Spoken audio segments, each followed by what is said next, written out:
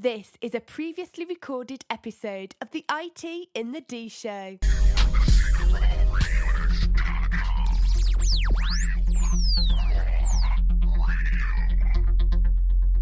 This is Max Headroom, and what you're about to witness is one of the most sinister-sounding intros to a trailer to one of the greatest epics ever. Live from the Raw Radio X studios in downtown Detroit, this is the IT in the D Show. Alive! It's alive! It's alive! The following program is intended for mature audiences. Dig you IT geeks. This is Dre Mateo from Sons of Anarchy. You are listening to IT in the D. Conan, what is best in life? Crush your enemies, see them driven before you, and to hear the lamentation of their women. There can be only one. What's up, everybody? This is Billy Zapka. Sweep the leg. Listening to IT in the D Show. No mercy. Excuse me, sir. Is this the Delta House? Sure. Come on in. Hey guys, this is Ty Mogg, Bruce Leroy from The Last Dragon. You're listening to the IT&D Show. Just where do you guys think you are? The Library of Congress? Detroit? Beyond the sun? Any of those, right? Hi, I'm Ernie Hudson, and you're listening to IT in the D. All you nerds out there. Take him to Detroit. No! No, not Detroit! No! No, please! Anything but that! No! I used to hang out at the Magumbo Bar. It was a rough place, the seediest dive on the wharf, populated with every reject and cutthroat from Bombay to Calcutta. It's worse than Detroit. You will never find the more wretched hive of scum and villainy. Then don't come! Shut up! This is Robert Hayes, the tit striker to my mother. When I'm not hanging out at the Magumbo Bar, I'm listening to the IT and the D Show. It's worse than Detroit. Is there such thing as a meat hangover? I love my Monday meat stick. Turn your microphone off. Just get out. Hi, this is Martin Cove, John Kreese from the Karate Kid movie, and you're listening to IT in the D. Why would, Buick put their cars next to, the Bentleys? Why? That's not marketing. The alphabet. It's brilliant. Hi, I'm Brittany Daniel from The Game, and you're listening to IT in the D Show. Hey, Jerry Slater. Hey, Jerry Slater. Really good. Hey, Jenny Slater. The dirt monster is in full effect here. Hey, folks, this is WWE Hall of Famer Hacksaw Jim Duggan, and you're listening to the IT in the D Show. Tough guy. Ho! Are we at a break yet? Hello, everybody. It's Jason David Frank, the Green Ranger, and you are listening to IT in the D. So, what would you little maniacs like to do first? The question isn't what are we going to do. The question is what aren't we going to do. Ludicrous speed! Go!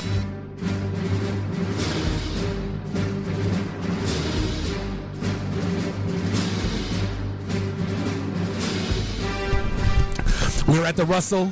It's 100 degrees in the studio, and we are live. It's dark out, and we're wearing sunglasses. Hit it. Episode 48, IT in the D Show, presented to you by Falling Down Beer Company. We're here at the Raw Radio X Studios in the Russell Industrial Center. Are you sure we're not on the sun? Beautiful. We actually might be on the sun. Get on the plane. Get on the plane. Screw you. I'm getting in the plane.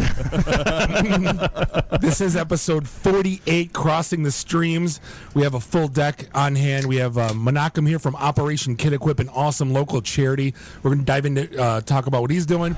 Special guest Billy Straughter here, long time from Social Coop Media. How you doing, sir? Well. And then we got the crew here from, we got the wrestling crew here from XICW. We're going to be doing a charity event, and that's where Crossing the Streams come into play, and yeah, it's a go. I thought you said Crossing the Streams was bad, Egon.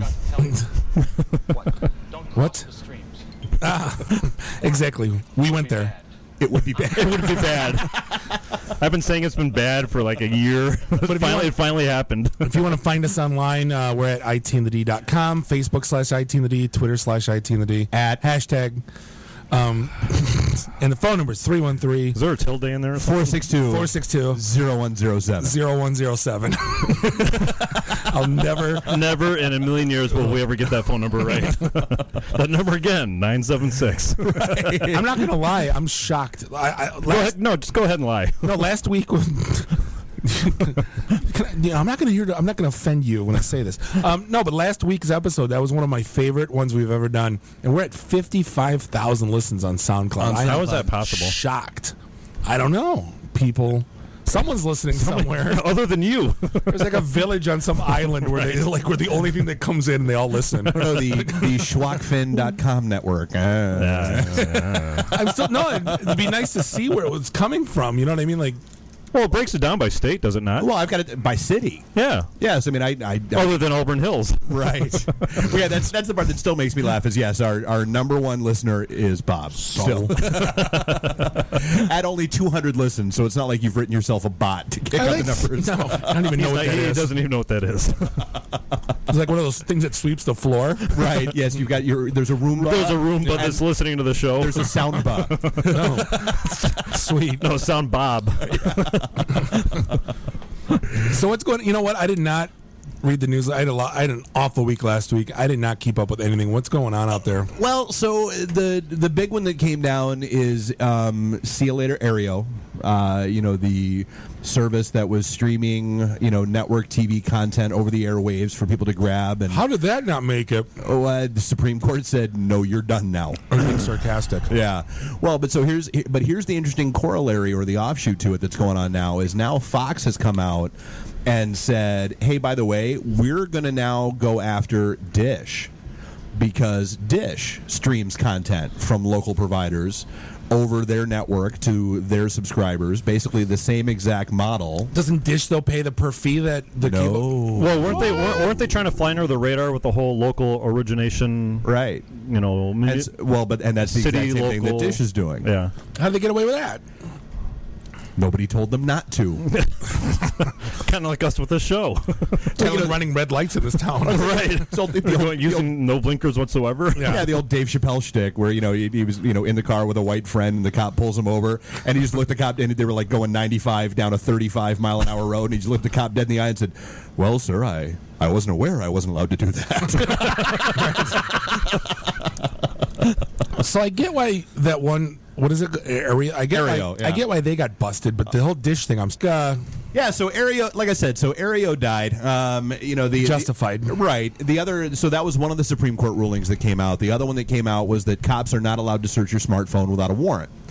Well, they're not. And so one of the things that, the Electronic Freedom Foundation, your Frontier came out with this weekend was basically, here's how you handle a cop saying, hey, I'm going to search your phone.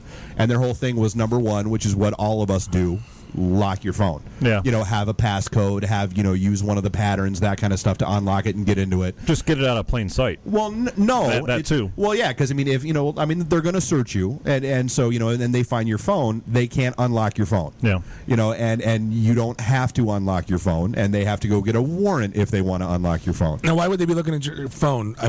If they see texting while driving and they say, let me look at your phone to see if you've been sending messages? Or? For whatever reason. It's any random number. Number one, you don't need random people looking through your phone. Why? And so if a cop stumbles across a picture of you with a joint, and now they have probable cause to search you because of drugs. This is just a case of legislation catching up with technology in a personal matter and extending that privacy umbrella into stuff that you own.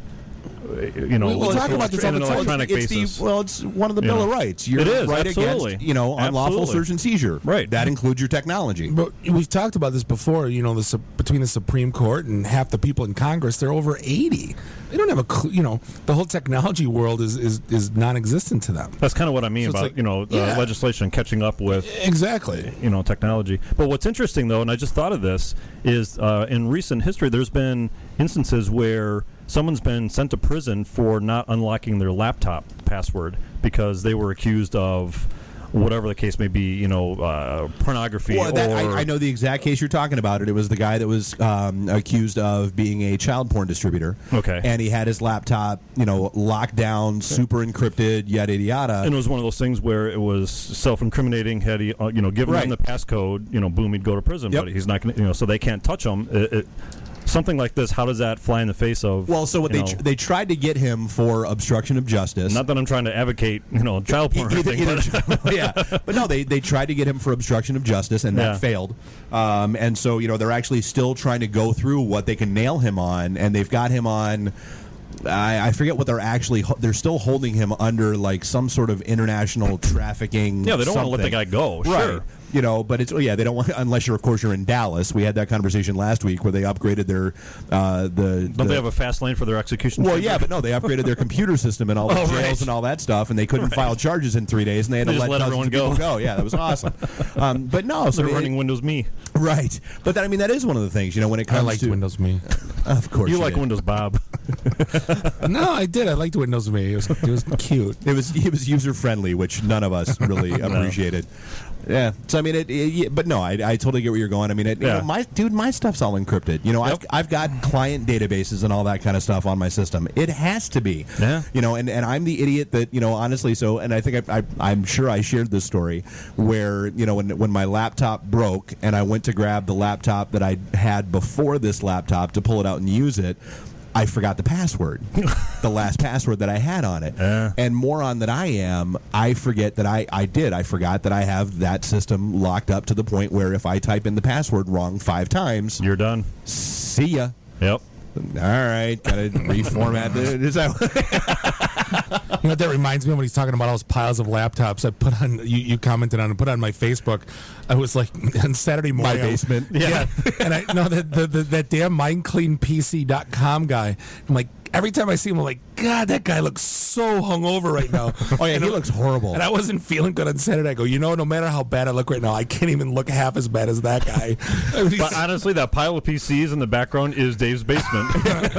Do you still licensed that out? Do you still have CRT monitors in your basement? Of course I do. Oh, my God. Next to his AOL floppy disks. Dude, I'm a Apple IIe. No, he would never have an Apple in his house. Yeah, no, not at all. No, but we've had this conversation. I'm the guy that he called when his dad's computer broke and he needed a Windows 95 install. No, it was my father-in-law. Yeah. on Christmas Eve. Tulio still plays like on a 19-inch, like with the dial, with the UHF dials and all that. He still plays Super Tecmo Bowl on that. I'm like, what are you doing? Because I like Wait, does it have a little AB switch that goes in the back? It does, totally. It's the only way you can do it with the fork screws. With the fork screws, well, yeah. That's what kept me from buying the Inbox 2600 when we were walking around Comic-Con a couple years ago. There's no way to hook it up. No, I'm drooling over this thing. I got my wallet out and I'm like, shut up and take my money. Right. And Bob's like, moron.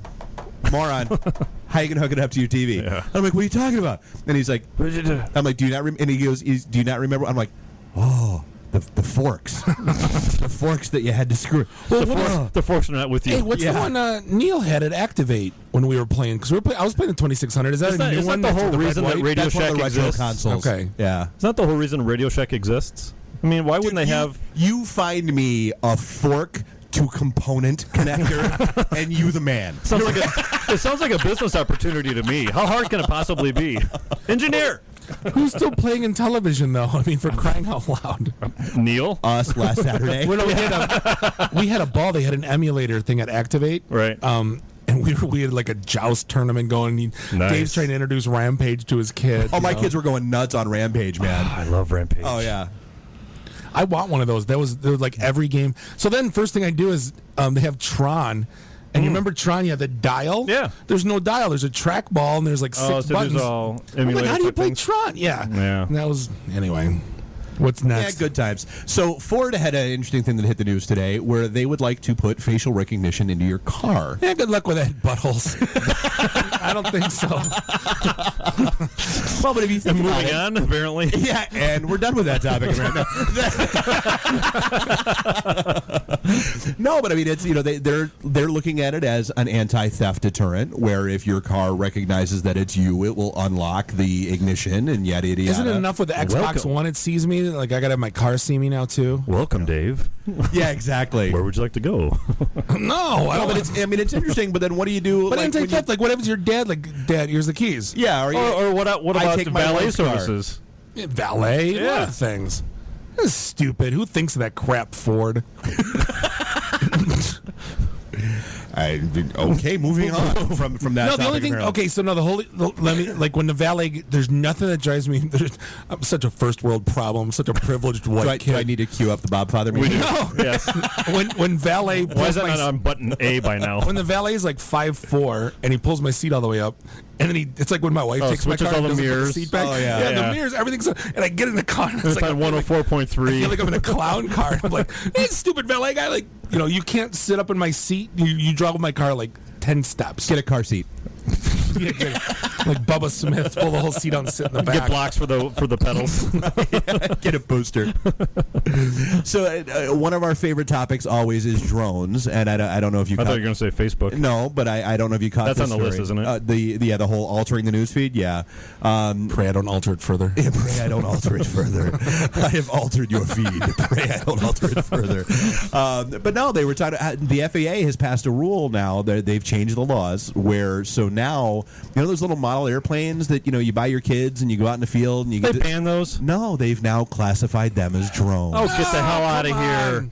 Come on. So again, talking about technology not keeping, or the law not keeping up with technology. That's like going in the opposite direction. They should just reclassify the definition of drone as something that's like autonomous, that doesn't have a remote control. If it has a bomb on it, it's a drone. Right, exactly. If it's got a Signwater missile on it, for crying out, then, If it's got a GoPro on it, If it has not a drone. If it has a logo on it. Well, yeah, I mean, you got if the it US, has an Amazon box, you not got the drone. U.S. Park Service all bent out of shape, and they banned the use of drones because they don't want people taking aerial shots of El Where the Capitan deer or are, whatever, or whatever the stupid thing They'll is. call it something else. No, it's stupid because one of the things So that I didn't even realize. so if I bought my son an RC helicopter, and they specifically mentioned those are now classified as drones, even if it doesn't have a camera. Yep. And it has like a range of like 25 feet and can't go 10 feet off the ground. Yep. Sales of copters went up because idiots like me are going to rush out and buy them now. Just because I can say the whole ammunition theory. and bacon scam. Exactly. Yeah. There's a bacon shortage. Oh, shit, I gotta go get some bacon. It's the same thing with this. Like now, every idiot like me that wants to flip off the government, FAA, I'll go buy 8 of them and just fly them all around at once. Well, no. What are you going to do about it? All right, so all joking aside, I mean, there is a difference between an RC copter I can buy at Meyer and one of those really nice RC helicopters that are the size of this table. Not according to this. You can buy those at 7-Eleven. You can. I know, it's so ridiculous. No, you can. Take a Slurpee and a hot dog and a $200 helicopter. And this RC helicopter. What? Yeah, for the amazing low price of $39.99. Yeah, what's the weight ratio on that thing? Can I hold a 6-pack? Oh, that'd be a good call. Dangle it above fat guys and make them jump up. Keep lifting it. Yeah, so if I buy this RC copter, drop bags of try popcorn on. will it deliver me Slurpees? That's the important question. No, so another business opportunity. Right. I mean, we were at Comerica today, and we had crappy nosebleed seats. Well, I got it for free for work, so I'm not going to complain about my seats. Hashtag first world But like problems. everyone, But like, you are. everyone's standing. Like we didn't. It was like church. Stand up, sit down, because like everyone's coming through the aisle, like at every minute of every inning. So I'm like, wouldn't I looked at the guy behind me who worked with me? I'm like, wouldn't it be better if they just had damn drones in here and drop hot dogs for us? And he's like, have a little button. Exactly. Order it on my app and have the drone come and drop it in my lap, like Uber. Extra mustard. Like put my credit card in the app. Hit the Godfather. No, I'm just kidding. Beer would be tricky, but you could get. Well, yeah, they couldn't drop that off. They would have to, actually Exactly. find a way to get it into your That's hand. that's what parachutes are for. Well, an age verification and all that beer with fun a nonsense. parachute. Oh, they could throw facial recognition on the drone. Right. Match it up to your license. I hate technology as much as I. Well, no, but so the Make one it all go away. Give me a clam phone back, and nothing and else. smoke signals and be done with it. With cords on it. I want cords back on my phones. You can actually buy one of those old 1970s headset phones and plug it into your phone if you want. And I want the remote with the cord from my VCR that only goes That's right. fast forward and That's pause. It sparks. That's that one. Sparks, yeah. That actually. Well, but what I didn't, like until I was reading this article, I didn't know that this was a thing now. Like the big thing with RC, airplane, and helicopter enthusiasts now is first-person flying. Where they have the apps on the App Store, so you're actually watching it on your phone's display as you're controlling it. And so isn't that like when your kid's got a play going on and you're watching your kid through your iPad instead of actually watching your stupid kid? No, not necessarily, because you're watching the view out of the window of the little RC plane or helicopter or whatever that you're flying around, and you're looking at you. Why? It's so stupid. It's you're looking at whatever you're looking at. You're looking it's at looking down, and it's like, what is it? And so that was that story. High selfie hashtag. Yeah, well, no, that was that story that I shot you guys out of Seattle, where the lady freaked out because there was a drone hovering outside of her window with a GoPro. Of all the people to look into, I'm like, really, really, like, no offense, lady, but of all the people that are going to get spied on, why does it have to be her? Yeah. Can I change topics real quick and ask a stupid question? No. What's going on, Billy? Do you know in Detroit on Mondays? Why does everybody have a Schwinn around town? There was like thousands of bicycles. Oh, that was worse. No, it was today. Today too. Because last week was just for the fireworks. When I was going to Comerica Park, there's bikes everywhere, and someone said it's like some Monday crap where everybody rides their little. Isn't it slow roll? Schwinn. I think isn't that the slow roll? Yeah. Why? Why do they know? Why? Is that like when was climbing? the last time you were on a bike, Bob? Oh God! Yeah, exactly. 1972. But no. But why do you like? Some idiot goes Monday. We all ride bikes, and then what do you do on Tuesday? It's the dumbest. What? Then what do you do on Wednesday? Why do you got to ride with other people with bikes? Why can't you just ride your bike? The crickets. See, is this gonna be like the 5K rant? That too. Why do I need a T-shirt? Why do you gotta have it? Why do I need a number? Exactly, Menachem, you don't have 5Ks for your thing, do you? No. Don't ever do it. No. Because my buddy ran one and he got a pretty T-shirt, and it's for pretty charity. It's like, can't you just run and not tell anybody and not have a T-shirt attached to it? Just go run, and we'll. Maybe that's how many like vendor computer IT T-shirts do you have in your closet? All of them. Okay, so maybe that's that for them, because I know I have far too many. So if Bob ever ran a 5K, we'll give him an IT in the D shirt. Right. I think they'll call the news. If Bob ever runs a 5K, we're going to give him oxygen. Is what we're going to get. Call the news and call an ambulance. and call Guinness. We're going to give him shock therapy. Is we're going to No, so somebody's obviously chasing him. All right, we're up on a break. Stop picking on me, guys. This is the IT and the D show. All right, and we are going to be back. We're going to be talking about Operation Kid Equip. We're going to be talking about the XICW event that's coming up this Saturday, Border Wars. We have a whole bunch of fun stuff to get into. So, yeah, stick around. Do not go anywhere. See you. IT in the D. Read, meet, listen. Networking Detroit, one beer at a time.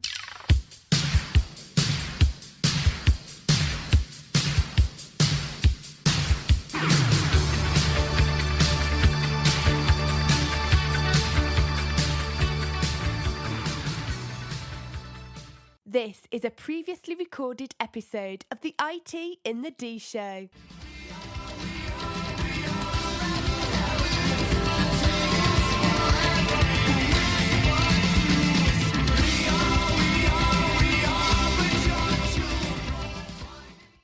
Segment 2, episode 48, the IT and the D show. We're here in the Raw Radio X studios. This episode's brought to you by Falling Down Beer Company. We're Russell Industrial Center, beautiful Midtown, Detroit, Michigan. We didn't say who the show's hosted by. This is Mr. Monday Night, Bob the Sales Guy, here with Dave the Geek, Jeff the Voice of Reason.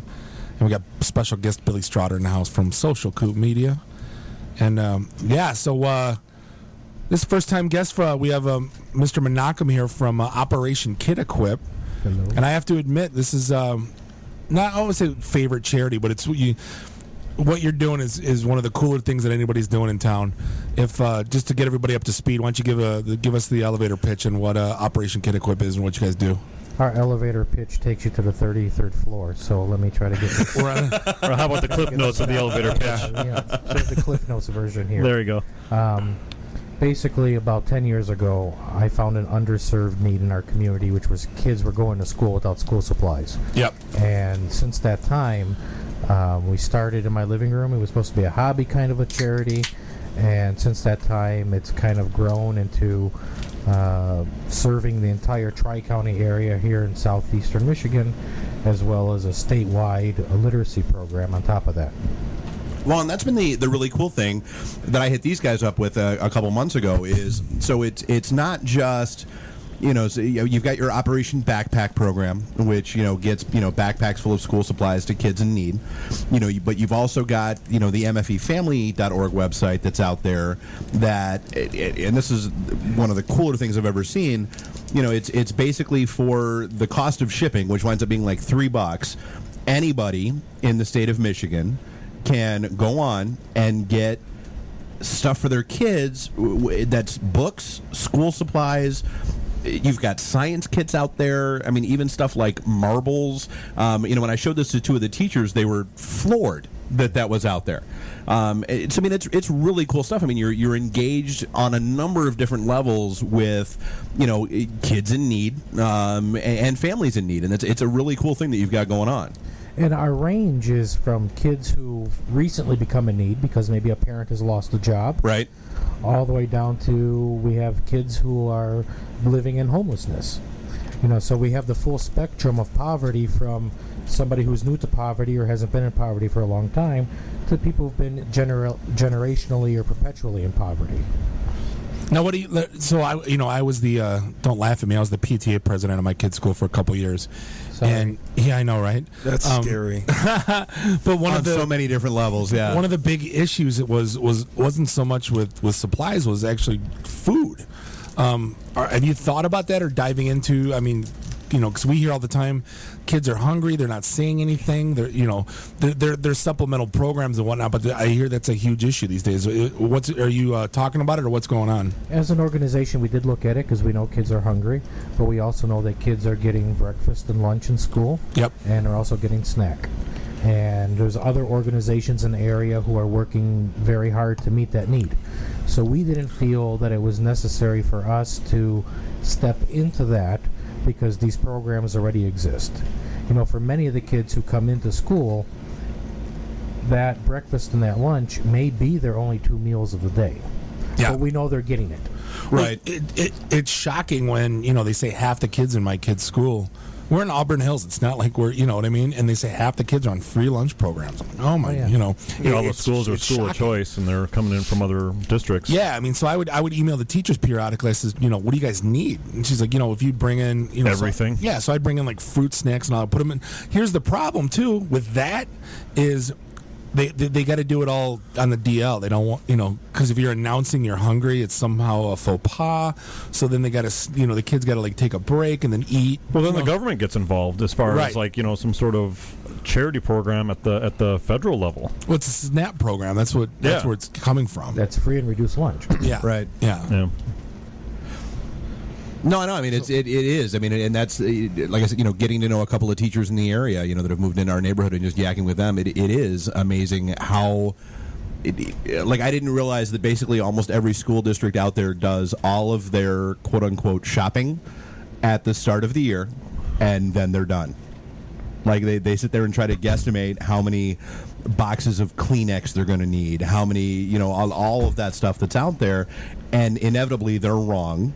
But it's crazy how they put that on the teachers too. They're putting it on how much money those teachers spend on stuff for the kids. Of their own money. Yeah, exactly. Yeah, what's weird is the average teacher spends $500 a year out of pocket. Yeah. And that's nationally.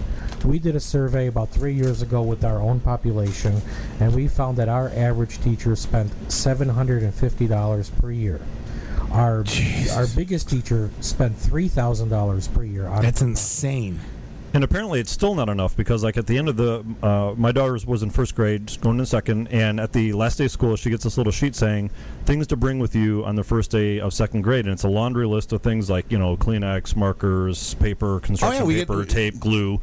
So, in addition to what you're providing, what teachers are buying themselves, what the district provides for them, what the school provides for them, it's still not enough. Because they're asking the families to bring in stuff on top of all of that. And from my understanding, because many people say, well, aren't the schools supposed to supply this stuff? Yeah. Well, my understanding of the law, and this is just only my own interpretation from what I've learned from others, is the state says that the school has to provide and has to provide a budget for it, but it doesn't say how much. Right. Yep.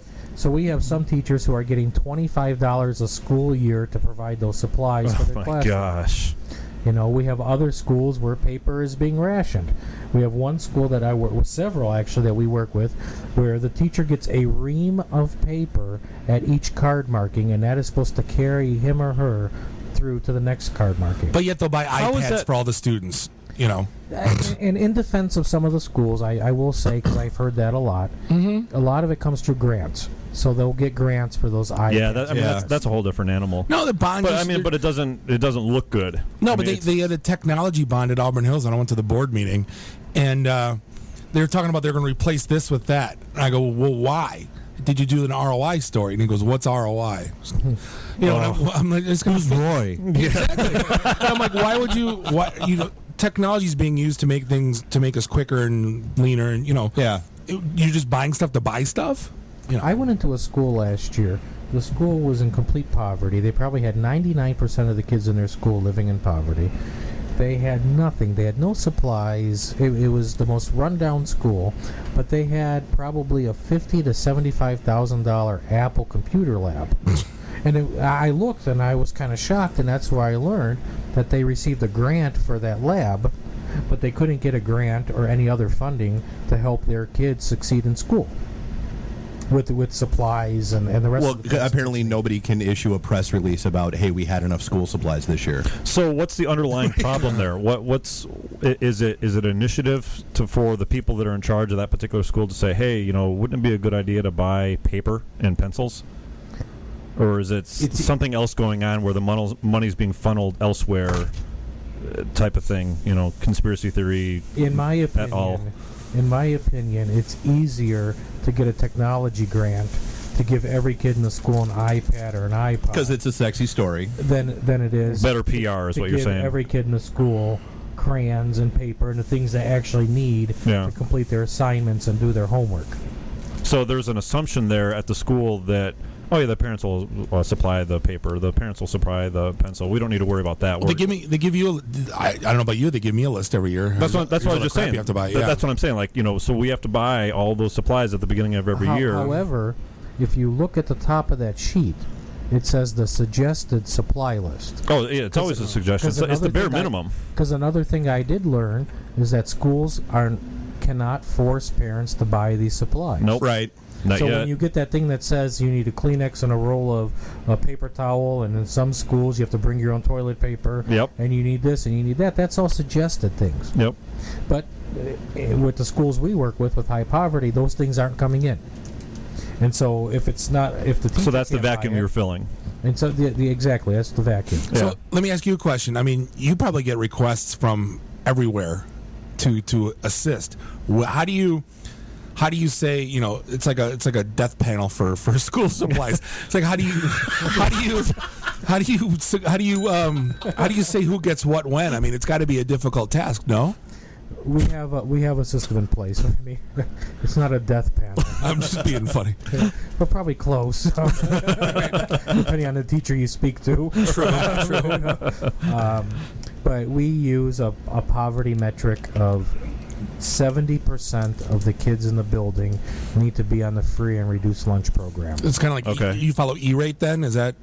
We actually we follow the free and reduced lunch population of the building, and we say 70% or more of the kids in that building, must be on free and reduced lunch. Is it school by school or is it district wide? We're building by building. Building by building. Right now we have a potential service capacity of 305,000 students just in the Tri-County area, which would be Macomb, Oakland, and Wayne County. Right.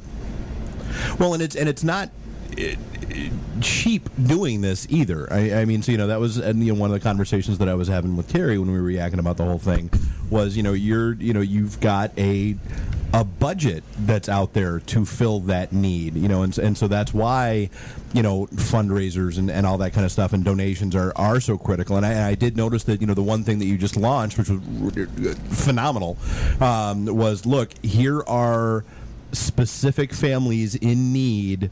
Here's the specific link. Go donate, go. And it's not like you were looking for, $500, $600, $1,000. It was, look, $14 per kid. Right. Yeah. And that...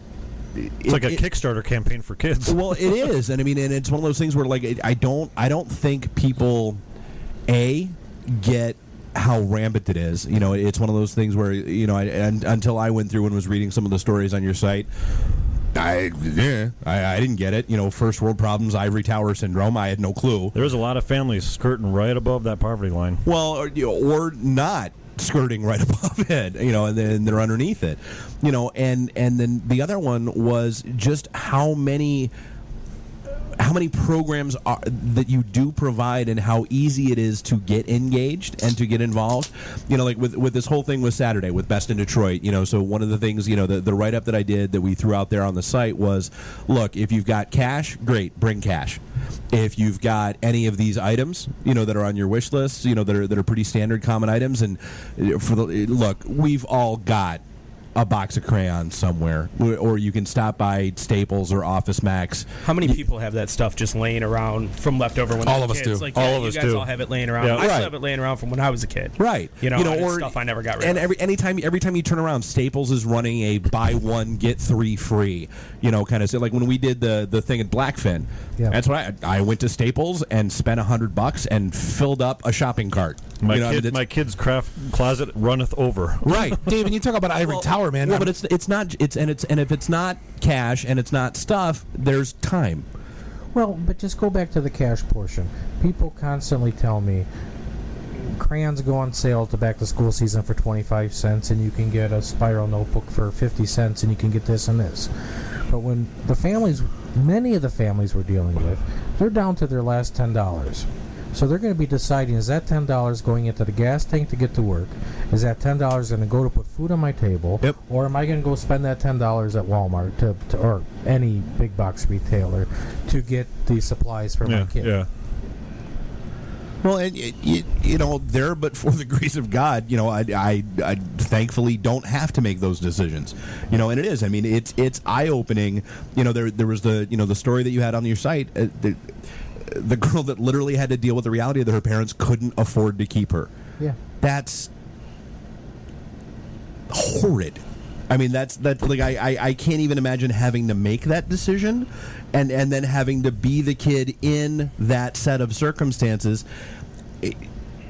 It shouldn't be that way, and like that's one of the things that I think like people don't get. Like it, this is one of the things I get really fired up about. It's kids. For the love of God, if you can't, I don't care if you can walk past a guy on a corner that's asking for change and you don't want to give him any. I don't care if the people that sit on the exit ramps on 94 and you don't want to get. Yeah, this is pure innocence we're talking about. Kids.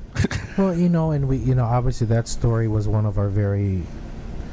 We lost a lot of sleep over that story. To come home, I think she was a second or third grader, and her own parents said, "We can't afford to keep you. You need to go live with somebody else." Last year we dealt with a situation where the kid, how does that even? Yeah, where the kid came home from school, and I believe it was a high school. It was probably like a freshman or a sophomore, and the family had moved and left a note saying, "You're old enough to take care of yourself. We've now moved down south. Good luck to you." Oh my gosh. These are things, we think that this happens. This happens somewhere else. This happened in Macomb County. I could take you up and down all those motels and hotels along Gratiot and Groesbeck with the number of families living in those hotel rooms. 6 people in with 2 double beds in it. And not only is it them, but all their belongings are in that hotel room. These aren't extreme. I'm not talking like that one case I dealt with 5 years ago. Yeah. I'm talking about somebody who I could put you in a car right now and take you to. Unbelievable. Yeah, and the 5 other families in that same location that probably have the similar story. I had a case last week. 15 people living in the same apartment. Good God. because they were doubled up because nobody could afford to live singly. Well, and it's not it's not just, and I guess that's the full range of what you've got going on. It's not just school supplies. It's not just making sure the kids are prepped for school and have what they need there. One of the things you were posting about just in the last couple weeks was, okay, look, family living in hotel. All the dad needs is what was it, $185 or whatever it was to get the. It was $85. $85 to get the equipment to get the welding job that he was certified to get, but he had lost his equipment and needed it. Did he get that? Did he get the $85? We received the $85, but we don't know the outcome of that case right now. Right. And it was a bizarre situation. He had this job offer. He had been a welder, and I don't know anything about welding, so I'm not going to act like I know. But he goes in, and to get the job, you have to perform, like show your welding skills. But in order to show your welding skills, you had to have the safety boots, which were, I think, $50. Yep. And you had to have the safety goggles, which were $35. Yeah. But this is what was keeping him from a job that I remember correctly was like $18 an hour. He could do easily if he had the equipment. 40 hours a week. And this family was actually living in a hotel. Right. Well, and it's the whole, for want of a nail, the kingdom was lost. I mean, seriously, 80. Yeah. Well, we were talking off the break about, everyone's got a 5K with a fancy T-shirt, and it's for, I'm not going to trash some charities, but there's some charities that, give 5% to the actual 99% actually goes to the administration fee. I mean, you're one of the ones that almost all of it goes to. And you're not doing the fancy 5Ks. You're not doing the goofy T-shirts and the feel-good stuff. The only reason we don't do a 5K is if I'm not willing to run, I'm not going to ask anybody else to. We'll give you a segue. But there are a lot of people. There are a lot of places where their fundraisers are basically to raise money so that they can have more fundraisers. What do you think that thing was that we got invited to for the Schmeck Week? All right, so Menachem, at the risk of sounding insensitive, are you coming across any cases where, for whatever reason, the family need is a result of substance abuse, and you're trying to help the kids, but they're in a situation where, is there a litmus test where you're what, hey, I want to help the kids, but the father is just enabling himself to, or whatever the case may be? We know that there's a very small percentage of our population that are either scammers, lazy, or don't want to help themselves for whatever reason. Yeah. Even the government knows this. They know that a certain percentage of the system, or of the people, are going to scam the system. Yep, work it somehow. And I guess I can get away with saying this here as opposed to any other interview. I've always said that I don't care if the mom comes in with a crack pipe in one hand and bringing the kid in with the other hand. I'm not there for the parent. Yeah, you're helping the kid. That's what. Yeah, that's right. That kid can't help who their parent is. Exactly. And so, we know that this happens, but we also can't take that very small percentage of low lives and make them the poster children for why the system's bad. Sure. Okay. And I say to our volunteer case managers all the time, sometimes we have to look through very thick fog to see the kid standing on the other side. Yeah. Yeah. Because we're here for the kid. The kid doesn't have a choice. We want to help that kid break those cycles of poverty, addiction, homelessness, or whatever else. And so if we can step in, community helping community, we're pretty much it for that kid. Yeah. I still can't get over the fact that they said I can't afford to keep you and left. I can't even imagine having that conversation. My mind is I'm stuck on that. Dude, that's the story that I shot DBA that brought this entire thing together. I mean, that's when I said, "Hey, man, here's the OperationKidEquip.org website. Here's and here's a couple of examples of what they're engaged in and what they do." He got to that, there's your website, got to that first link with that story, and he was like, yeah, I'm in. That's what we're going to do. That's who we're going to work with. That's who the event's for. Make that happen. I mean, it is. It's it's incomprehensible to me because goddamn. Here's the thing where I feel like, I'm not going to say I feel like a jerk, but and to use a Ric Flair line, I've spent more in spilt liquor than I did donating to kids last year. I mean, call me, and I'm sure I'm not alone. Yeah. I give to charity, but God knows what they do with the money half the time. I mean, yeah, this is eye-opening stuff. I mean, for me, it's got to be for a lot of people. Just to, when you see the free lunch stuff going on in school, it doesn't hit home until you get the stories told. Right. Yeah. But that's why it's important to have places like Operation Kid Equip, right? Because you think about the circumstances that may have caused those parents to walk away and what happened in their lives when they were kids to make them think that that was all right. And so that's why it's important to see through the fog so that you're seeing the kid on the other side to break that cycle. Well, I don't get it. I mean, dude, we were all there at one point where we were eating craft dinner and cut up hot dogs, man. Every one of us in this, except for Dave, probably Silver Spoon. Whatever. No, but we were all there. We would just call him Ricky. We were all there at one point where it was ramen or craft dinner tonight and cut up hot dogs and sauerkraut or what? I had fruit on a shingle. Some of us are still on that. Yeah, exactly, Mr. Can someone bring me lunch every day on Facebook? But it works. Hey, Menachem, how do people get engaged with you? How do people? I mean, obviously, you need stuff, you need money, you need time, you need, How do people get engaged? How do people do more? They visit our website at operationkidequip.org. It's EQUIP.org. We're a mostly volunteer organization, so we believe in community, helping community, and getting engaged. So that's one way. We have the student sponsorship program, like you mentioned, that we just started, and that's on our page as well. I think it's a drop down under the donate now. But there's many ways just to reach out to us. There's many companies that'll do a drive. There's people who will donate a backpack. There's no donation of time, money, or supplies that's insignificant. And you mean by donating time, like helping to volunteer as what, organizing stuff, passing stuff out? What do you mean by time? Would be volunteering. So volunteering. It could be working in a warehouse. Gotcha. Okay. Which Dave was supposed to help last Saturday, but he came up with some excuse. Hey man, I don't mean to call you out. Dave was in urgent care, and that's verifiable. Can I have that doctor's note, please? Absolutely. Is that the thing you had me sign earlier? Yes. I thought that looked familiar. Yeah, it's Dr. Mackey. It's purely coincidental. How many times can Dave get pregnant in one lifetime? Yeah, how many grandmothers do you have that died? Jesus. But no, so I mean, everything's out at OperationKidEquip.org, and we'll have all the links out on the site.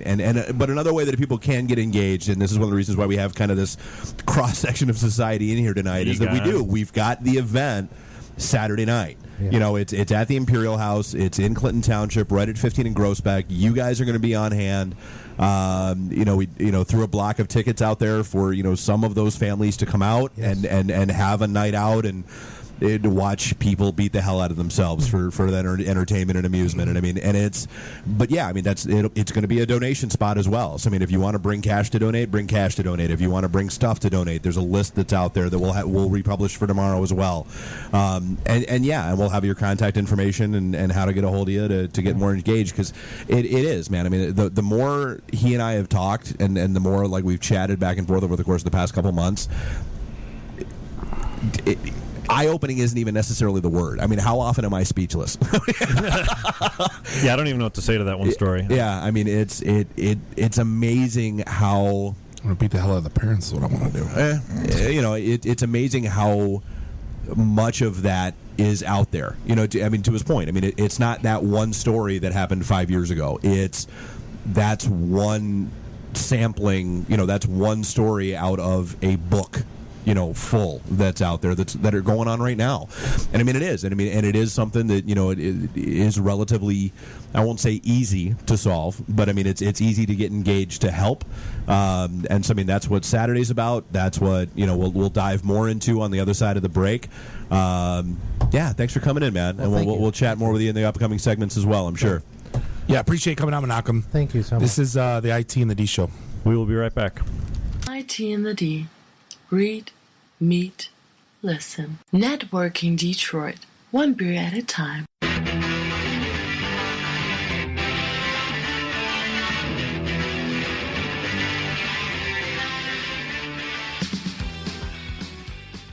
This is a previously recorded episode of the IT in the D Show.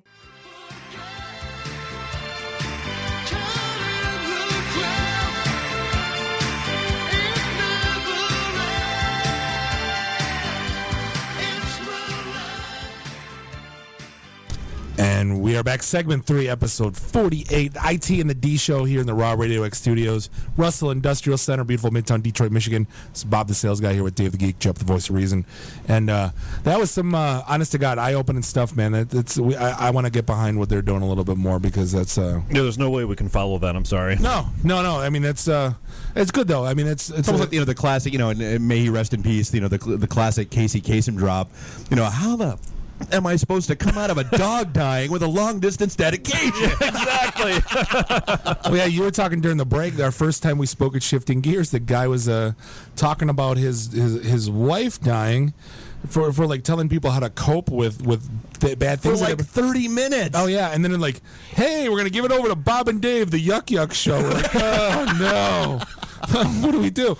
So we're like, I think you made a crack and got the room laugh. We're like, how are we supposed to follow a guy's wife dying? Like, thanks, Donna. Appreciate booking us after this guy. Exactly. All right. Well, hey, somebody already knows the phone number, so let's go to. We got a call coming in. Hey, this is the IT in the D Show. Who's this? This is Trace. Oh, hey, what's going on, man? Am I on with the XICW Warriors? Yes, you are. We've got DBA and Ross sitting in here currently. Tell DJ he's my favorite. I hear you're only saying that because you got locked out. Dang. Yeah, I did get locked out. It's all right, though. So you're going to be out of the show Saturday night? I am. All right. Anything you want to add, or? XICW is the best wrestling show, period. That's all. That sounds manufactured. I don't know. It sounds pretty manufactured about all this. Thanks for calling in, man. So hey, thanks for the segue. We do have the XICW Warriors in the studio. We have the well, and our phone number is 313-462-0107. You can hit us on Twitter at @ITInTheD. Find us on Facebook at facebook.com/ITInTheD. These guys you can find out at XICWDetroit.com, and they've got an event Saturday, the continuation of the Best in Detroit series that launched last year, with a little twist to it this time. It's not just the Best in Detroit, it's Border Wars. Yeah, XICW, we've been best in Detroit for the longest time. We brought in talent from all over, and recently we've had a couple guys come in by the name of Tyson Dukes. We've had a couple times Phil Atlas, and they've claimed how Canada is so much better than Detroit. So we're putting them to the test this time. Best in Detroit and XICW. We want to prove ourselves, and we're going to prove ourselves by doing this Border Wars just to show who is better at what they do. Hey, this is the ITV show. What can we do for you? Hello? Hello? You're on the air. Yeah. Who's this? It's crazy. This is Tadarius. Hey, what's going on, man? What's up? TD What's Thomas. going on, everybody? TD Thomas, ladies and gentlemen, one of the folks that will be at the event coming up this Saturday. The Best in Detroit Border Wars event that's going down at the Imperial House in Clinton Township. That's right. You got to get your tickets now. They're going like hotcakes. So TD, I'm the relative new guy. I've only been around wrestling for a couple years now. So what are you looking for out of this whole Best in Detroit event and the clash with the folks in Canada, all that stuff? Oh man. Well, I guess I can start off saying Canada. It's really not to me. It's not a country war. It's more like the best. It's more like Detroit versus everybody for me. Okay. And that's what I feel like. Like right now, we're a different breed of wrestler, and I feel we're the best. We can go toe to toe with the best out there of anybody on top of anybody's list. So to me, right now, I'm hoping that this will wake up some people. As we take on Canada's best. We get in there, we do what we got to do, and then I really feel we're going to come out on top. So there's only 12 people in the whole country. 6 of them are professional wrestlers. It's crazy, and the other 6 are hockey players. Right? Oh, really? Hey, that's just how I like it. They like to fight. Yep. It ain't gonna be no shirt that they can pull over my head. So it's on. So your roots go way back in Detroit, though. I mean, you were 2-time Golden Gloves, right? That's the last time we talked to you. You were I mean, you're Oh yeah. So where were you fighting out of in Detroit? I actually signed with Detroit Boxing. I was at I was at Cannon. I was boxing at Cannon for a minute. I'm not sure if you remember Team Cannon. I was there for a minute, and I went to Pontiac for a little bit when I moved, and I came back here. I was at the Brewsters. Basically signed with Detroit Boxing at that point. That's pretty much where I stayed. Nice. But I traveled all over, and whooped a little tail here, whooped a little tail there. I did my thing.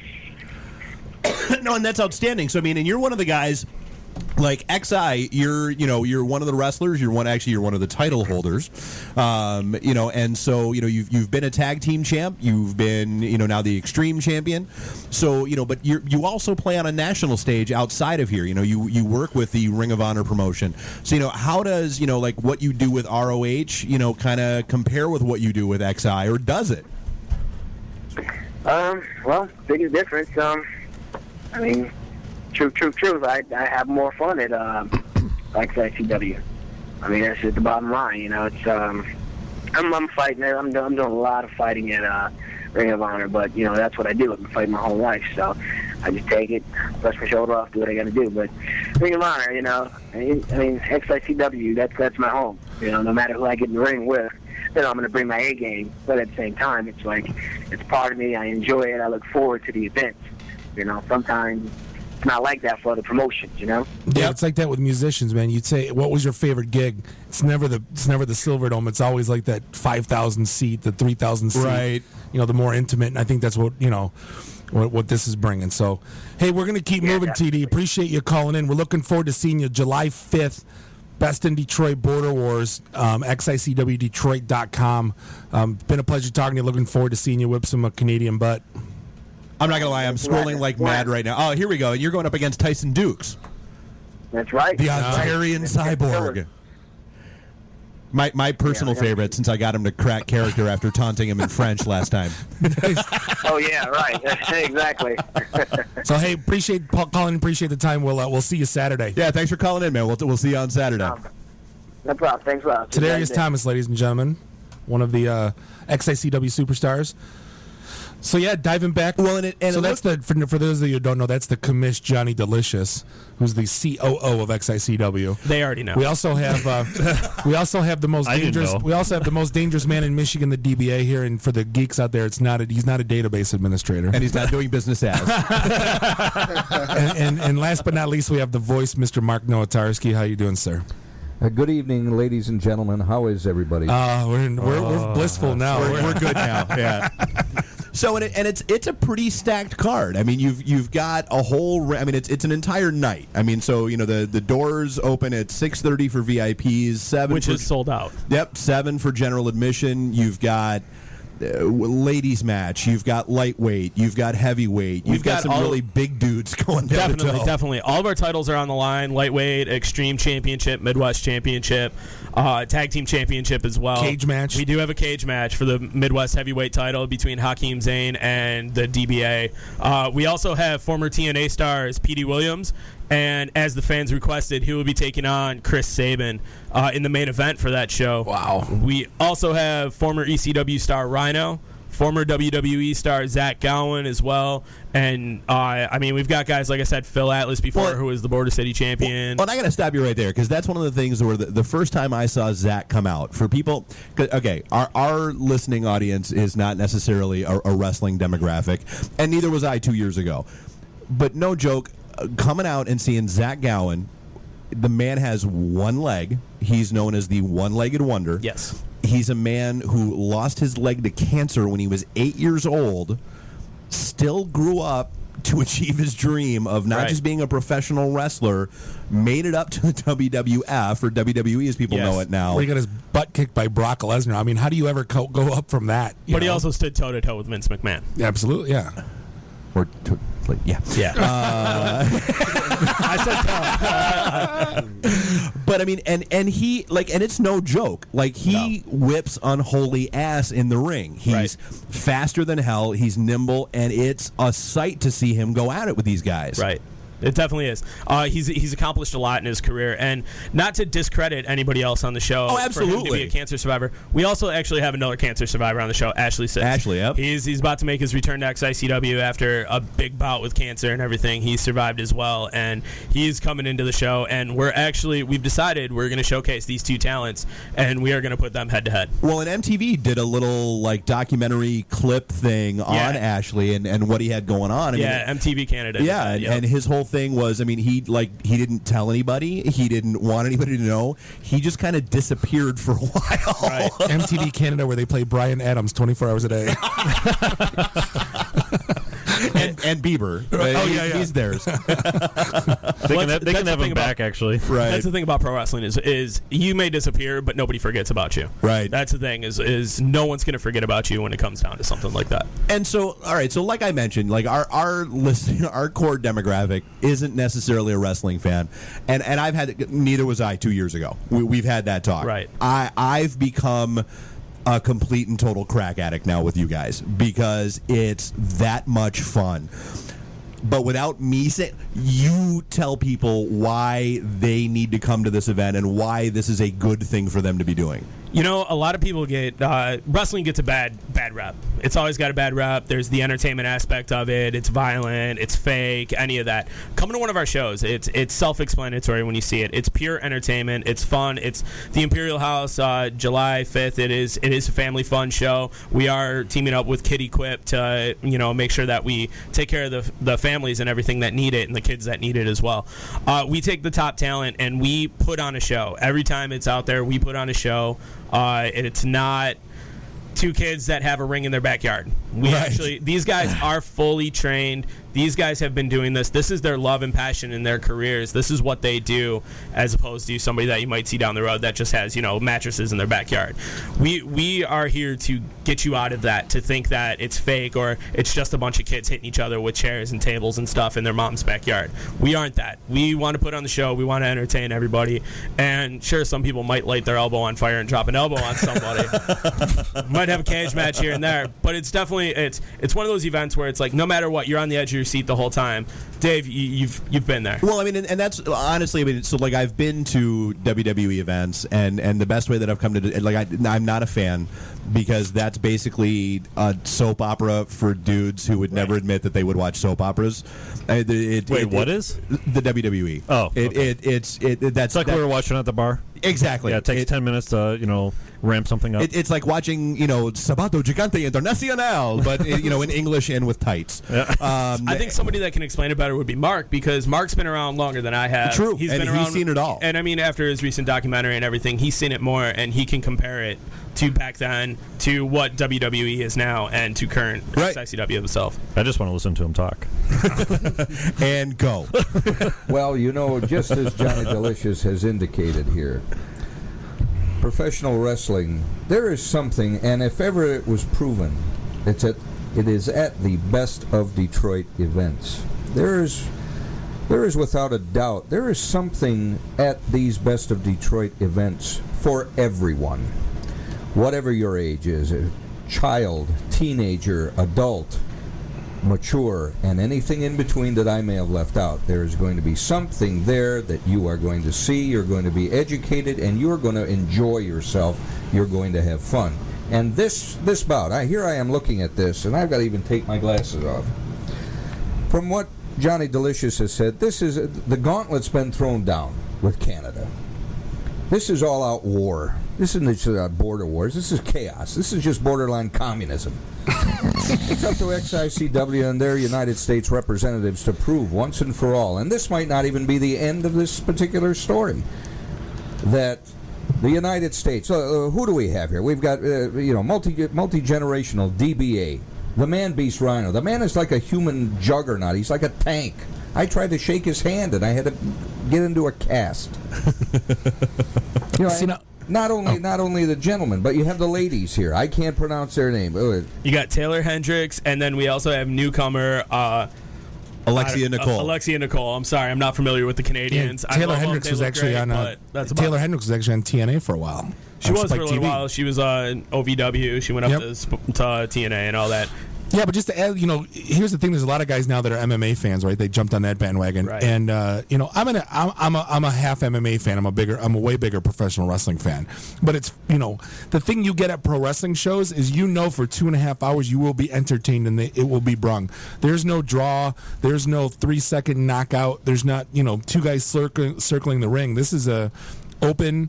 That there's going to be an outcome. That's going to there's going to be heat. There's going to be laughter. There's going to be you're going to be thoroughly entertained versus exactly. And with the same thing, it's not just two guys in there that think they can fight.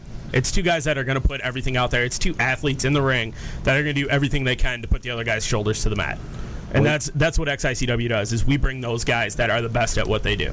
I couldn't agree with you more there, Johnny and gentlemen, because I'm going to give a challenge. Since Canada has challenged XICW, I'm giving a challenge out to your listeners out there.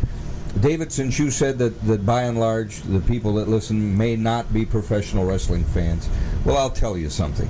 If you go to the theater and see a major motion picture, you're going to spend, on an average per person, you're going to spend anywhere from $20 to $35. Okay, multiply that times. Okay, you'll see the movie once. That's it. Bam.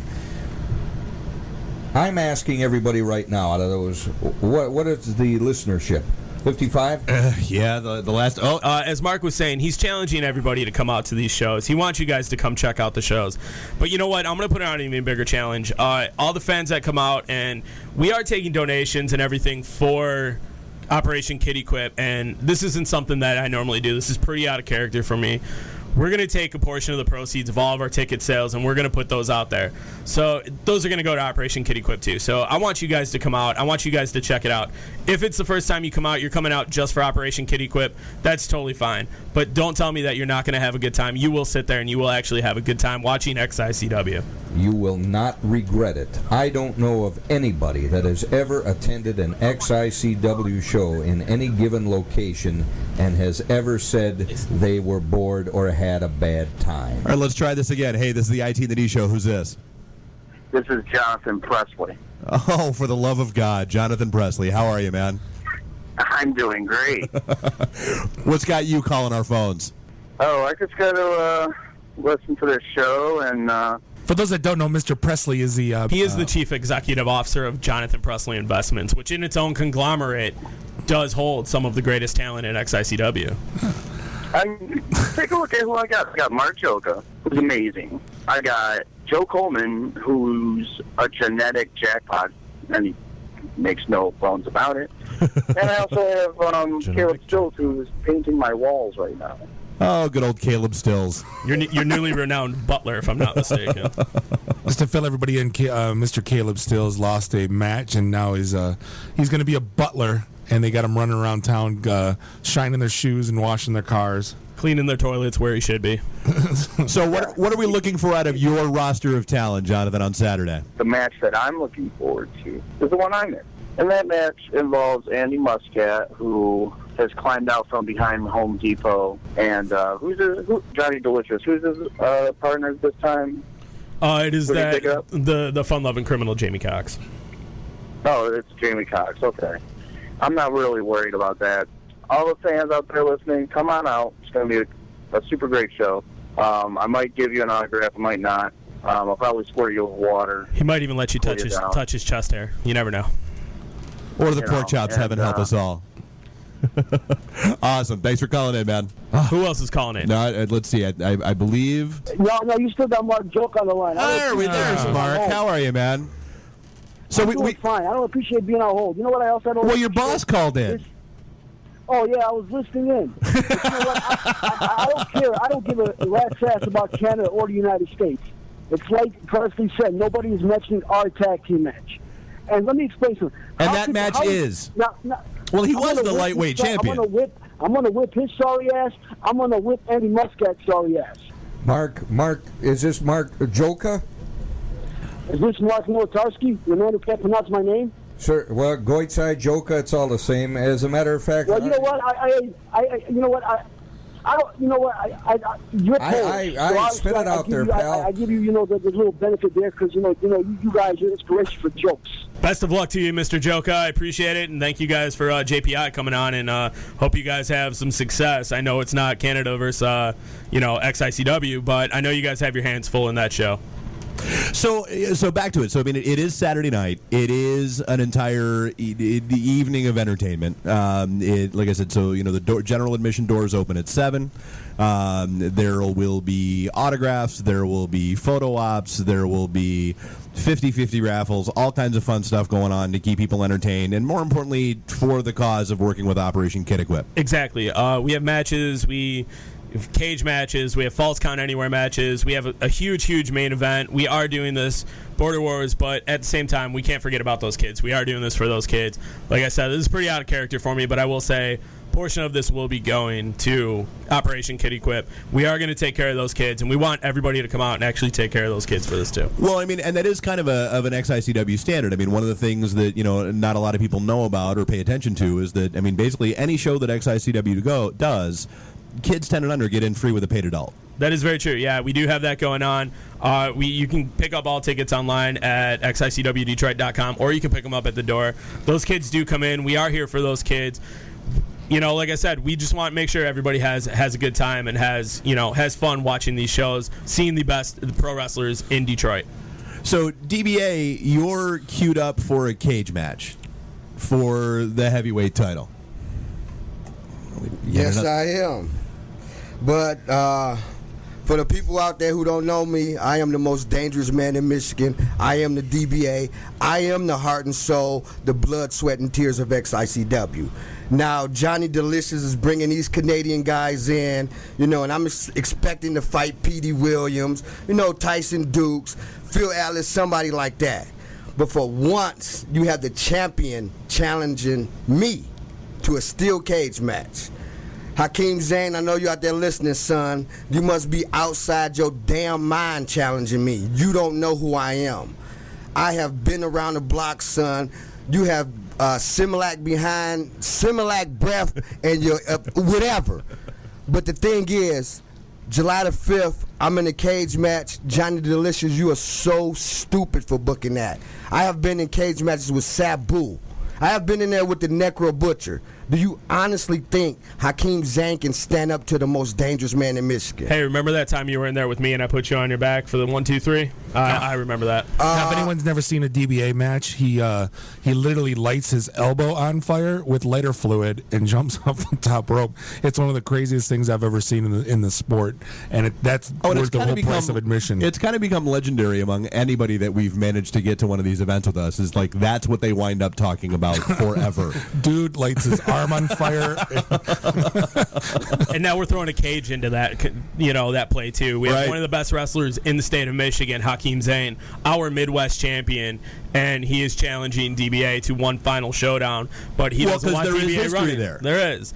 Hakeem Zayn is actually who took the title off of the DBA finally, which thankfully it happened. I've been tired of DBA holding that title. DBA cannot run. We have made sure that we ensure that by throwing him in that cage. So somebody has to come out of that match and win. Son, I have never ran. Only person I ran from was the cops. That's the only people I run from. So, July the 5th, y'all get ready. Y'all think y'all seen the Flaming Elbow? I got a couple of other surprises just in store for the little kids that's coming to the show that we're doing the show for.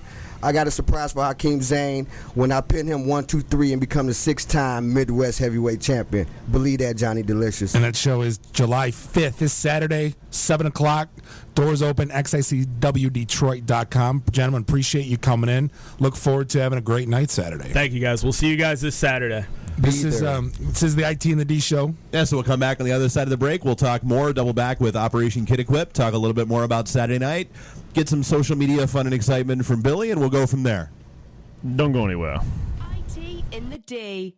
Read, meet, listen. Networking Detroit. One beer at a time.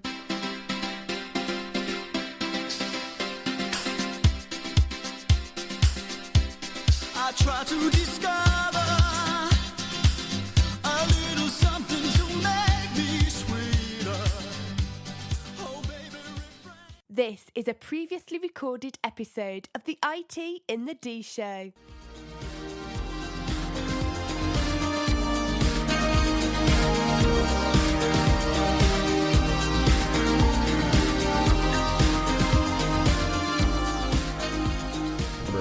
We are back.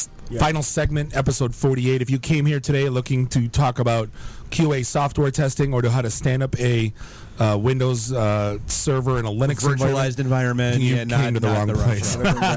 Well, welcome to the fourth segment of the IT and the D Show. We're in the Raw Radio X studios in the Russell Industrial Center, beautiful Midtown, Detroit, Michigan. It is still 900 degrees in the studio. Still Mr. Monday Night, Bob the Sales Guy, and it's still Dave the Geek, still Jeff the Voice of Reason. And until I'm not. Yeah, exactly. We might be renaming him too. He's the voice of reason until he isn't.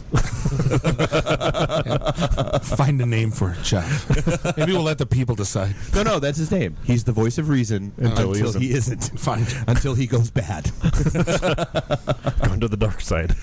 He's gone plaid. So we had an interesting, we got Billy Strada here from Social Coup Media, and we had an interesting talk during the break about this social experiment that Facebook's doing. Or did. What's going? Apparently, Billy's having microphone troubles. He's just going to talk to the wall. I don't even know which side to talk to. There we go. Yeah, that's either. Just spin it around. Yeah. Anyway. Yeah. We'll work on it in a minute, so I'll just talk facing the wall right now. That's all right. There's no cameras in here that you know of. Do you want me to say the question again? No. So we were just having that discussion about the Facebook running the experiment. And Jeff and I were just saying how we thought that was an Onion article because it just seemed too good and salacious to be true. What's the experiment? I didn't hear about it. So it was what, 700,000 or 70,000? No, it was hundreds of thousands. I thought it was 600,000. 600,000. 600,000 random Facebook users were having their feed. They altered their feed, manipulated their feed. Yeah, pray I don't alter it further. Yeah, to show more negative news. Well, both negative and positive. Yeah.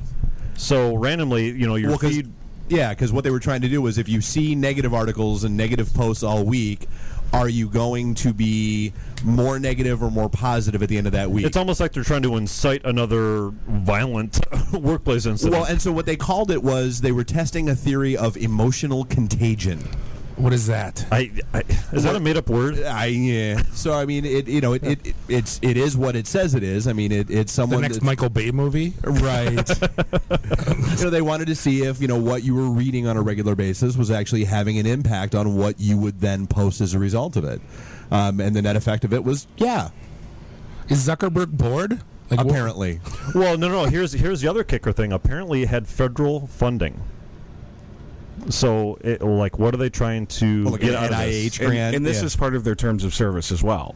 Oh yeah, we have all agreed to this. Yeah, all the stuff that we never read in the fine print. I read all of it. I don't read your blogs, but I read them damn terms of service agreements. Nice. I can't even read his press release. I read the terms of service.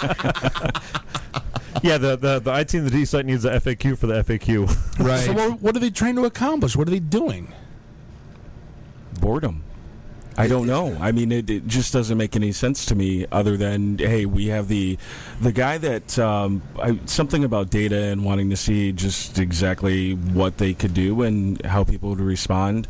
There's no good answer for that right now. One thing I did see today, though, is that after it came out that this was federally funded, the organization that had originally posted the release that said it was federally funded had stricken that from the release. Oh, yeah, quickly redacted. Yeah, they got a little hush thing how that went down. A little hush money there. Yeah. Well, it's good to be looking at you guys face to face now. That's all right. I did get a picture, so don't worry. So, Monogam, one of the things we were just yakking about in the hallway is, with all the stuff that you have going on, and the one thing, and I've seen it on your posts, I've seen it in conversations, and it is a common, call it a perception, call it a misperception, is why don't they just get a job? Why don't they just go get a degree? Why don't they just handle their business and take care of it themselves without relying on you showing up on Oprah or shows like this, or getting hooked up with wrestlers, to help them out with that. So I mean, how do you answer that kind of question? Well, to people? it goes even bigger too. Why do they end up in the safety net that the government has set up with welfare? Because they don't have school supplies to finish school. That's why. Well, it's a vicious circle, right? And it is a vicious circle. But the biggest thing is, anybody can get a job. Anybody can go get an education. Anybody can do anything. But there's so many barriers in the way. It's not just enough to tell somebody on welfare, go get a job. In our welfare to workforce program, we never asked questions. And so when somebody would come in tardy, we would dismiss them pretty quickly. But what we've discovered is once we started asking why, we could see the barriers that were there to get people to a job, into a classroom, or to wherever they needed to be. Menachem, when me and Dave first started doing Shifting Gears, there's things that me and him think are common sense. And when we would discuss them, it was like we were preaching Revelation. Well, our shtick was always the 10 Commandments of networking, and you would have sworn we were in Moses robes walking down off a mountain with 2 stone tablets. Should actually do that next time. I saw that picture, yeah.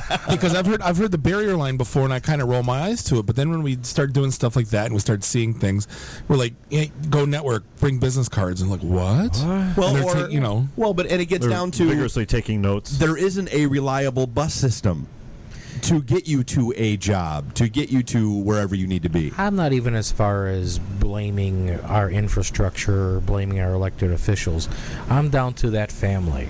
There's child care issues, there's transportation issues, there's other barriers that they need to address and overcome to get them to the job or get them into the classroom.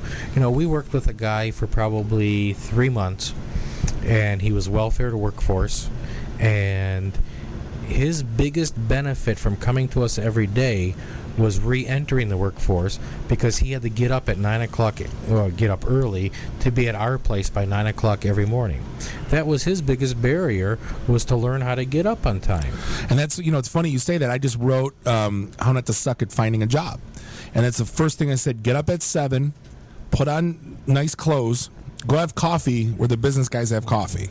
Just so you feel that, so you're going through cadence. You have a ritual. You're getting in that mind frame. Yeah, get out of your robe. Get out of your slippers. Yeah, no more Judge Judy. No more catching up on Breaking Bad. Your job is to find a job. Exactly, and that's the thing. First thing we say is, when you don't have a job, your job is to find a job. And we had a girl that we worked with who, she felt that because of her race, that she was being blocked out of many jobs. And because of her own false perception, her resume and interview skills came in as defensive as opposed to trying to get the job. Right. So we brought in a professional that we work with to help her work on her resume and cover letter. And she said that she received so many compliments on her job skills, her interview skills and her resume, that it was overwhelming. And so we were able to take this woman who was living with 2 kids in a basement, making, I think, $467 a month cash from the government, and she just got a job 3 weeks ago going through our program. I saw that post. And she's making $20 an hour full time. Good for her. Wow. Yeah, well, and you've mentioned this program a couple of times now, and I want to make sure that we hit on that. So what is the Welfare to Workforce program and at its core? There's people who are receiving cash assistance from the government, and the government gives them X amount of time that they have to do for job searching, and X amount of time they need to do for community service, which would be more like job building skills and those kinds of things. So they come to our facility, and sometimes we're teaching people the real fundamentals of having a job. You need to be on time. There's these rules. There's this. It's teaching skills. It's enhancing skills. It's finding out what the barriers are and helping them get back into the classroom or, wherever they need to be to take their family forward. Because anybody who comes to us who's receiving cash, they have kids. So these aren't single people. So it's how do you and your kids move forward and get out of the safety net? I mean, that's a tough thing alone, because we hear all the time, like, just to get daycare is $2,500 $100 a month, right? And if you're making $12 an hour, It's just not possible. I mean, you can't. Yeah, that math doesn't work. Right, No. exactly.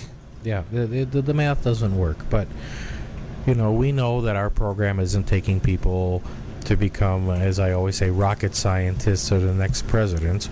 We want to take people into getting jobs, and we want to take people into even a management position or a supervisory position. We don't have these big, dreams of some huge success. We just want people to get further than where they are right now. Well, but it's the path. It's the conversation that we have. I'm going to go at least every other day. At least. It's not just the path. It's knowing, like, I need a job. Well, what do you do? Well, I'll do anything. Well, it'll never work. Getting back to your original question, Dave, like, the time is not going to stop for the kids that need the stuff now. So even if the parent is willing and able to find a job, to walk that path, to take the necessary steps, that takes time. But in the meantime, the kid still needs the stuff now. Right. They can't wait 6 months to 18 months for the dad to find a job. Exactly. Well, and that's the. I think where you were going earlier with, look through the fog and see the kid on the other side. It's not what the parents are going through. It's not, or parent, it's not what, their situation is. It's not what struggles or whatever they have. It's the kid or kids. It's helping kids break those cycles. It's giving them the supplies to do their classwork. It's giving them the supplies to do their homework. We've seen, even in our organization, kids who have written answers to their homework on their arm because they didn't have paper. Jeez. It sounds extreme. It's not uncommon. So the kids, I've always said, and I fully believe, that kids in poverty don't lack potential. They don't lack the ability. They simply lack the supplies, and they lack the encouragement. Because how many people tell them because they're in poverty they're going to fail? Keep those mental scripts going and going and going. Right. The kid's going to believe it. And the younger they are, the more they're going to believe it for longer in life. True. So I guess, just to maybe loop Billy back into this. I mean, there's so much stuff out there, and this is one of our, I guess, pet peeves, and you're actually one of the, I'm going to say the opposite of this situation, but there are so many groups out there that, hey, we changed the world because we got a hashtag trending. Where there's no hashtag trending. Yeah, exactly. But there's no. And then. Yeah, exactly. For those playing at home, Billy's eyes just rolled. Yeah, there is no and then. And that's the problem. Is when you've got tangible issues, and this is why we always kind of roll our eyes and want to hit people with shoes. You can't solve. Who throws a shoe? My grandmother was a ninja. She could hit you around a corner with her shoes. You can't have tangible problems. Don't have intangible answers. But social media, valuable tool. I mean, even this stupid podcast that people listen to. The links that we'll put out tomorrow to get people engaged and involved in that kind of stuff. 55,000. So I mean, how does social media help on Operation Kid Equip? Like, how do they? What would you tell them? I mean, we've had this conversation. You do a lot of consulting. You do a lot of work with businesses. You do a lot of, like, what would help them from a social media perspective, from your point of view? Just based, and I know I'm kind of throwing you up against the wall, and I apprate that. Right, I know. Well, he's actually going to have him sign a retainer for monthly maintenance. Right. So. Did you sign that non-compete form?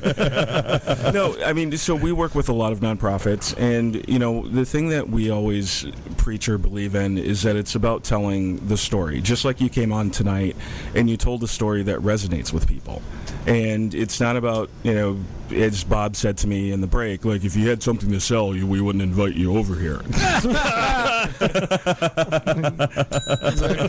Thank you. But that's really, I mean, it's just being being authentic and telling those stories that resonate with people, and that moves people to move, and not being afraid to ask for help. And I know that you guys, you do all of those things, and you do them well. So I see one of my pet peeves when Dave talks about the hashtag trending and we did something. Mine is always you have this huge monster charity event and the end game is to raise awareness. Hashtag awesome. And raise awareness. Hashtag. You didn't do anything? You just wanted more people to know about this thing going on? If I get 17 more likes, I'm going to cure cancer. Yeah, exactly. The doctor said that they would do the operation, but only if I got 1,000 likes. Really? Don't let it be mistaken. XICW isn't raising awareness for this. We are donating to this. All right, we are putting into this. This is something we firmly believe in, and this is an awesome thing, and that's why we're here for this on July 5th. Yeah. No, I mean the thing and that's awesome. The thing that just sort of drives me crazy is when you see sort of a new business or a doctor's office will come onto a nonprofit and they'll post on their page and they'll say, hey, you know what, for every like that you give this page, we'll donate $1. Right. No. Yeah. You know, I'd come up with a better cheap marketing plan. So that's a lazy social media advice? Yeah. Yep. Yeah, hey, I want to go buy Facebook likes. That's all we need. That's awesome at a buck. And then so how what many you're of them saying is I actually shouldn't make one of those signs to hold up this weekend and post it on the internet and say if you get this. Okay. Hey, whatever gets people to XICW because they're going to have some fun. It helps these guys out. Let them know that Bob will be riding a bike in his underwear. It's not happening because we know he's not running the 5K. It'd be almost like when you go to the circus, or there's like the really run. There's the really big bear on the really little bike. Have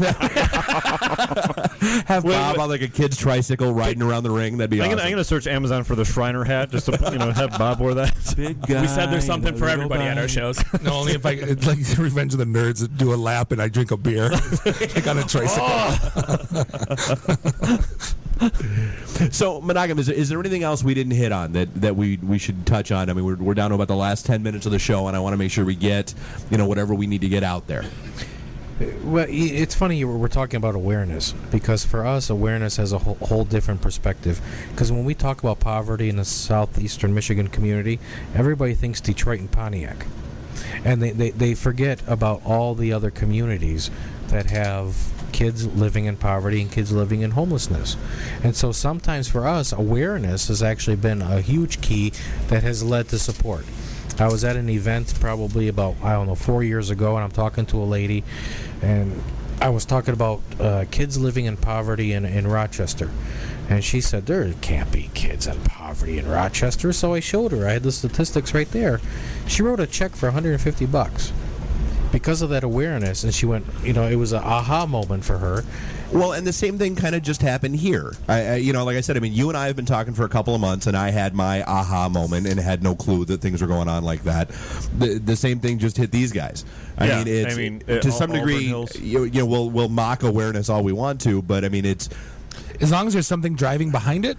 I'm okay with it. Well, who doesn't know that breast cancer exists now? Thank you. That's the one that, everybody. Everybody knows that breast cancer's out there and it's bad. Yeah, enough with awareness for that type of thing. Let's talk about a cure for that type of thing. Right. Yeah, but that's not the same as what he's talking about. No, organizations, which organizations are spending their money wisely, like that are being good stewards of your money, and that's what I love hearing about. That they're using it's a volunteer organization. Yeah. You know what? So they don't have a CEO that's making $500,000 a year. Yeah. Let me ask you this: What does Operation Kid Equip need from XICW this weekend? What do you guys need from us? Is there a goal? A financial goal? I'm just asking, like in general, what do you guys need? Because I know it's like raising awareness, and that's what we're here doing is raising awareness for that. But what do you guys want to get out of this from XICW's standpoint? What do you guys want from us?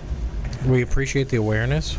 I mean, I know there's some bitterness in and around awareness, but for us, that's important because we're dealing with, again, everybody knows about breast cancer, but nobody realizes the kid in poverty in their backyard. Right. And it's basically our operating funds. I mean, we could, if we made $7,500 from the event, I'd be extremely happy.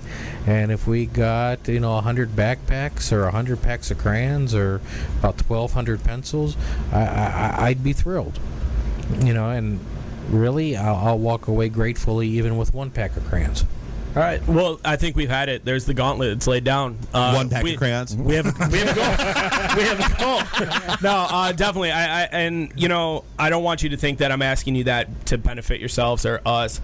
I'm asking because I want the fans that don't know XICW, or even the fans that are listening that know XICW right now, what to expect out of this. We're not in this for ourselves. We are in this for you guys. The show is for you guys. We want to make sure that we can do something for you guys, and that's what I want to make sure that we're here, not wasting your time. I want to make sure that we're here to help you and your organization with Operation Kid Equipped on July 5th. I'm writing the press release. XICW donates 1 box of crayons to Operation Kid Equipped. Don't forget the hashtag. Look, and if you've never hashtag been, 1 box of crayons. That'll be at a time.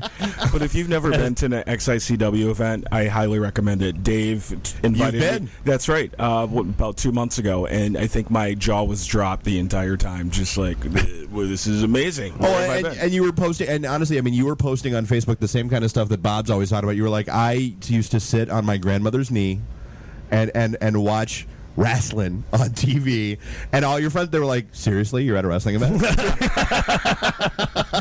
Are you lost? That's the other thing too, is a lot of people don't even know that there's an independent scene in pro wrestling. Like, they think it's WWE, WCW, Ring of Honor, whatever it has be at that time that was on TV. Right. But now it's, these guys still have a job to do, and they are still doing this job, and now they're just doing it locally. And on July 5th, that's what they're doing for you guys. It's awesome. You won't be disappointed. Seriously. Well, yeah, I mean, it's like, these are real guys. Like, there was the story in the Wall Street Journal, that was floating around, that these are real guys with real lives and real. One of the guys blew his knee out 4 days before his wedding. I still don't know how his wife didn't kill him. Right. But I mean, and Creep, broke his femur. These guys, they get concussions. He needs to drink milk more. Every single one of us, every single one of these guys have gone home battered, bruised, beaten, and we do it every weekend, and we come back to do it every weekend. And it's not because it's a huge day or whatever it is. Exactly. And it's not because it's a huge payday. It's not because they're not. It's because you guys truly love what you do, and you love the interaction with the fans, and you love what it brings out in you and in others, and that's easy to see. Exactly, and that's what we're here for. Is and we put our bodies on line for entertainment. You see it on TV all the time, the disclaimer and everything, but you don't really know that until you go to an actual show. And that's what we need. We just for like legal purposes, we might need like somebody walking around the ring holding up a sign that says, "Do not try this at home." Stupid. Haas. Yeah, we'll have Haas do it. We'll have Andrea do it. All right, so we are coming up against the end of the show. I want to make sure we get everything out there. Menachem, everything with you guys is OperationKidEquip.org. Yes. XICW is XICWDetroit.com. And you guys are out on Facebook, Twitter, everything else. We'll have those links in the recap that goes out later tonight, probably tomorrow morning. Billy, are you still living at socialcoopmedia.com? Yes, I am. And we'll have that link out there as well. So this has been the IT and the D show. Again, come on out Saturday night. It's going to be a great event for Best in Detroit 6 Border Wars. We're going to have a ton of fun. Jeff's going to be actually probably in Canada, so we'll just mock him remotely. Absolutely. Bob and I will be there drinking beer, having a good time. Come on out and join us. Tickets are cheap. Should be fun. All the latest news and information, all that fun stuff will be out on our site. Just to recap where it's at, hours. for those of you that don't use the internet, like me, like DBA, the Imperial House, it's in Clinton Township at 31701 Groesbeck Avenue. It's between 15 and Kelly on Groesbeck. Yeah, right across the street 15 from and Groesbeck. Fountain View Lanes, yeah. Yep. All right, cool. Anything else we need to get out? No, this is the IT and the D show. Thanks for listening. Beat it. See ya. The emergency destruct system is now activated. Look out, Flash! Flash! Don't move! Stay where you are! Long live Flash! You've saved your life. Have a nice day. I have come here to chew bubblegum and kick ass. And I'm all out of bubblegum. Hey, Doc, we better back up. We don't have enough road to get up to 88. Roads? Where we're going, we don't need roads. Nice shooting, son. What's your name? Murphy. Game over, man. Game over. It's over, Johnny. It's over. Nothing is over. Nothing. You just don't turn it off. I hope this was as much fun for you as it was for me. How much scotch did you drink that night, by the way? Half a bottle. Okay, then shut the hell up. You're in your underwear, I'm in my underwear. Hey, let's hang out. No, I'm sorry, honey. I have a headache. I definitely want to see Bob in his underwear. That's a fact. That analogy sucks because it's right. Bear me. I may have to wipe the geek off. Yeah, so now I'm just like doing like stupid stuff to make me laugh. I can't say no, and I don't really want to, so. Well, especially with the back doors open. We just lost our clean tag on iTunes. So you have no boots. No. You have no gloves. No. You have no hat. No. You have no scarf. No. You have no scraper. No. How long have you lived in Michigan? All my life. You, sir, are an idiot. I don't care. When are we going to talk about me? Jane, you ignorant slut. This is the ladies' man. Guess Captain Soundboard doesn't know how to run the soundboard. Shut up. Stop talking. You're so white right now. I'm the whitest guy in the room. Just explain it to me. I was banging on the wang. Really? Should we talk about this? Tag team it. Can I just say, it's been great being on a show that talks about Mickey Rooney dying for 20 seconds and then poop for 10 minutes.